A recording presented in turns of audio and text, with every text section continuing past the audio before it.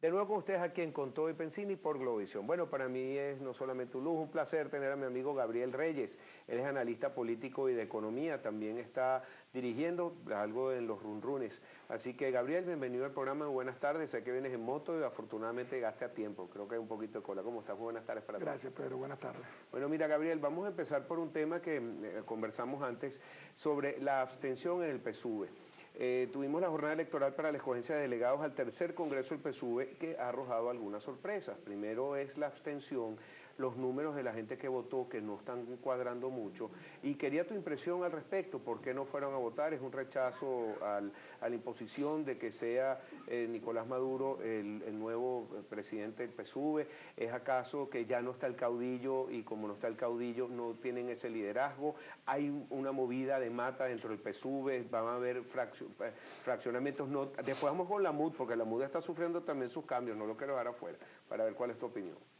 Bueno, Pedro, yo creo que a confesión de parte, relevo de pruebas, y tres voceros marcaron un poco la agenda posterior a la celebración del proceso electoral del partido oficialista. Por un lado, el mismo primer vicepresidente de ese partido, Diosdado Cabello, decía que era un tema complicado hablar de los resultados, no era algo muy sencillo. Decía el canciller Jagua que lo importante no era lo cuantitativo, lo cualitativo. Pero luego se refería, tal vez un poco de una forma más pragmática, el profesor Nigmar Evans, para decir que, bueno, que realmente lo que había era una sobreestimación del padrón electoral que reflejaba un abultamiento de cifras que no se correspondía, no se compadecía con la realidad, y por eso las expectativas de un voto masivo no se reflejaban en las urnas porque realmente no tenían por qué ir todos los que se suponía que debían ir. Se hablaba de un padrón electoral de 7.600.000 y pico electores. Cuando se refiere el mismo profesor Evans en su cuenta de Twitter el domingo a que en Caracas había ido el 8%, y hacía referencia a que él había advertido sobre este problema del padrón electoral, surgen dos interrogantes. Era necesario que el partido de gobierno, por cierto, un partido inédito en el sentido de que los partidos políticos nacen para acceder al poder. Este partido nació para repartirlo. Y esta connotación es importante porque evidencia el hecho de que en un país con un burocratismo que ha generado un Estado obeso, donde muchas veces las discrepancias del clientelismo político alrededor de la figuración de los que de alguna forma son los que hacen el proselitismo político del chavismo en cargos, en funciones, en medio de una crisis como la que vivimos, entendemos que es imposible que exista un divorcio entre lo que es la actitud del cliente que ha recibido la prebenda del gobierno y su comportamiento político a la hora que ese partido lo llama para acudir a las mesas. Eso no sucedió. Ahora, ¿por qué no sucedió? Una causa puede ser la teoría Evans de que eran más los que estaban en los cuadernos que los que debían votar realmente. Otra es que lo que tú has planteado en tu pregunta, que existe desmotivación. Pueden ser ambas. Ahora, ¿por qué puede existir desmotivación? Definitivamente porque quienes están allí no son marcianos, Pedro, son pueblos. Y son pueblos que están sufriendo las mismas penurias del resto del país. Este es un país donde no hace falta que nadie de una corriente política u otra exprese la disconformidad con la falta de materialización de las expectativas de calidad de vida. Aquí no hay seguridad, aquí la salud muere de mengua, aquí existe un grave problema de escasez, la inflación diluye un salario mínimo que no tiene peso específico ni punto comparativo en el entorno geográfico. Nuestra inflación con un control de precios se acerca a 3 dígitos significativos y todo este cuadro va generando un caldo de cultivo de descontento donde los militantes o supuestos militantes del PSUV no están ajenos a sentir la desmotivación de participar en algo donde, por cierto, no son ellos los llamados a decidir, sino los llamados a seleccionar quienes van a decidir. Esta semana habló el presidente de Copey Caracas, Antonio Ecarri, y él piensa que el PSUV bajo estas condiciones podría desaparecer. Él recuerda, o su opinión, de que el PSUV surge como un partido desde el gobierno, que no fue un partido que surgió por sí, y entonces dice que por eso podría desaparecer. ¿Estarías tú de acuerdo con eso? Tampoco fue la afluencia que podrían pensarse en eso, un partido que está con el gobierno y que aparte de eso tiene no solamente muchos seguidores, sino también tiene mucho capital.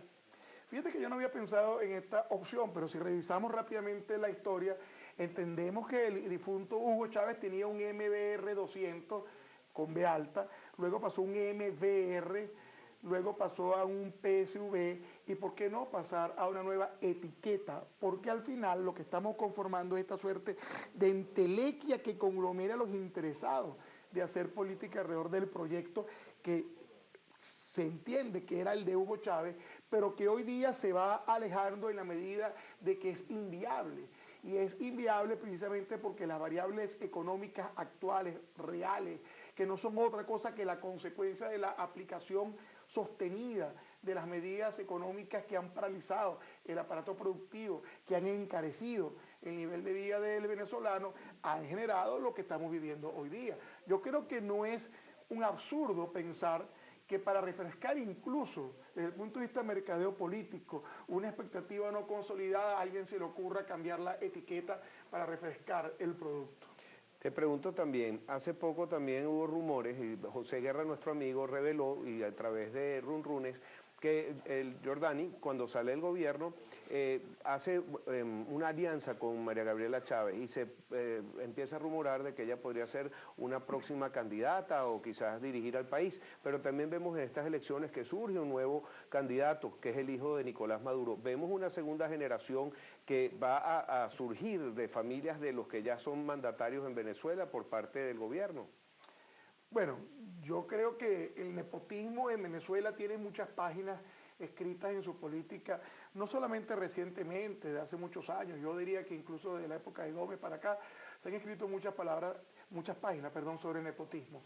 En este momento tratar de vincular la carrera política del hijo de Nicolás Maduro o la eventual carrera política de la hija de Hugo Chávez con lo que es la intención de generar una herencia, primero hay que consolidar lo que se tiene para saber qué se va a heredar. Y yo creo que en este momento la consolidación de ese proyecto actual no es algo que es obvio, no es algo que está dado. Yo creo que en este momento existe una serie de cuestionamientos desde adentro, en su entorno más próximo de Nicolás Maduro, que él debe atender y revisar antes de estar pensando en llevar el proyecto político de un heredero como su hijo. Yo creo que el país exige la reflexión seria de una serie de cambios que atiendan al más necesitado, que atiendan a ese aparato productivo que en términos económicos le da sostén a la calidad de vida de los venezolanos porque le da trabajo primero. Y luego porque a través de ese trabajo produce los insumos que mantenemos. Yo creo que ya está bueno, Pedro, de que las tierras más fértiles de Venezuela sean los patios de los puertos marítimos. Yo creo que nosotros necesitamos producir en esta tierra bendita por Dios los productos que necesitamos para ser cada día venezolanos del primer mundo y no retóricamente una potencia que lo que estamos es potenciando una crisis social de forma exponencial. Mira, tuvimos la visita del presidente de China, también el presidente venezolano fue hasta Brasil, se reunió con el presidente de Rusia. Pero si quieres vamos a tocar el tema de la MUD antes de entrar en ese tema porque es de política internacional y nos involucra a nosotros en lo que llaman algunos los imperios transversales, lo que llaman el nuevo orden mundial, la nueva arquitectura financiera, vemos un nuevo banco. Pero antes de entrar en eso vamos a hacer también un análisis de qué está pasando con la oposición. Hay muchos rumores de que la MUD está muy resquebrajada y la gente de alguna manera lo ve. Hay personas, hay voceros de algunos partidos que dicen que están fuertes, pero otros que no tanto. ¿Qué está pasando ahí?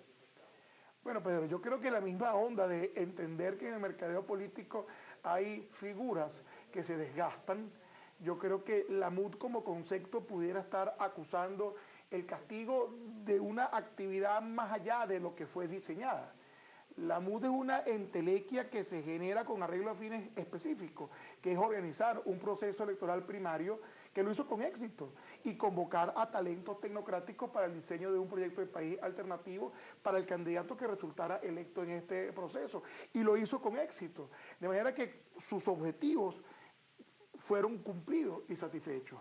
Pero luego de cumplido y ante la derrota electoral del candidato de oposición, surge una suerte de vacío en la voz única de representación de la oposición y la MUD empieza a ocupar espacios que llegan al punto de obtener una tarjeta electoral, llegan al punto de ser considerado el día del último proceso electoral como el partido político de la oposición, y en realidad no lo es. es un espacio que se supone que era de convergencia para el disenso democrático en Venezuela, pero que se ha convertido en una micro representación de partidos políticos que no engloban ni siquiera el espectro de los afiliados a los partidos políticos de la oposición. Que la MUD está fuerte o no está fuerte, yo creo que el tema no es si está fuerte o no está fuerte, sino si la MUD realmente representa de manera cuantitativa y cualitativa, porque eso es lo que le otorga la legitimidad a quienes de alguna manera asumen la vocería de esta entelequia, de este espacio, de esta plataforma, para hablar sobre quienes no estamos de acuerdo con el gobierno de Nicolás Maduro. Tal vez sí, yo creo que es necesario y urgente, tal vez, la revisión del discurso, la revisión del liderazgo y la revisión de ese proyecto País Alternativo que no juegue a la salida de Nicolás Maduro sin entender que la democracia tiene que ofrecerle al ciudadano otro país posible que en este momento no lo estamos viendo claro. Gabriel, vamos a ir a una pausa, regresamos con los distintos temas, China, Rusia, Venezuela, algo más de la MUD, y si quieres también Leopoldo López, que cambiaron sus condiciones en estos últimos días y quería saber tu interpretación, por qué, tu lectura. Ya